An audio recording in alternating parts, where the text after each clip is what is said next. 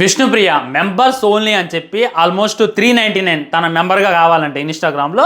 అంటే అటు ఇటుగా తనకైతే అప్పుడు 1890 ఫాలోవర్స్ అయితే ఉండేవాళ్ళు.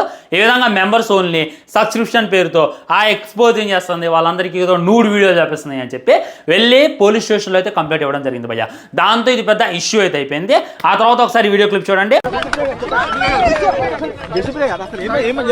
ఈ వీడియో క్లిప్ లో జాగ్రత్తగా చూస్తే జర్నలిస్ట్ డైరెక్ట్ గా వాళ్ళ ఇంటికి వెళ్ళి విష్ణుప్రియ దగ్గర మూతి పెట్టి ఏంది మేడం ఎంత సంపాదించారంటే తన ఏమంటే భయపడిపోయి మమ్మీ అని చెప్పి అరుచుకుంటా కారెక్కి వెళ్ళిపోయింది అనమాట.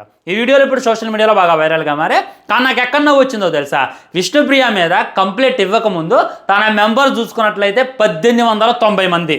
ఒకసారి మీరు ఈ స్క్రీన్ షాట్లో చూడొచ్చు. ఎప్పుడైతే తన మీద కంప్లైంట్ ఇచ్చారో, ఎప్పుడైతే తన మీద ఇంత ఇష్యూ జరిగిందో, తను బాగా ట్రెండ్ అయిందో, ఇప్పుడు తన మెంబర్ చూసుకున్నట్లయితే 4900 మంది.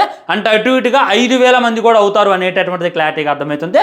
సో ఒకప్పుడు తను మెంబర్స్ ద్వారా 8 లక్షల నుండి 10 లక్షలు సంపాదించేది. కానీ ఇప్పుడు అదే మెంబర్స్ను ఉపయోగించుకొని ఆల్మోస్ట్ 20 లక్షల నుండి 25 లక్షలు సంపాదిస్తుంది. ఎవరికి ఉపయోగం? మీరు వెళ్ళి కంప్లైంట్ ఇచ్చారు, ఆ తర్వాత తను బాగా వైరల్ అయింది, ఇంకా మెంబర్స్ను బాగా పెంచుకుంది, ఇప్పుడు ఇంకా తన సంపాదన కూడా బాగా డబుల్ అయింది. ఎవరికి లాభం అనేటటువంటిది ఒక్కసారి ఉంచుకోండి.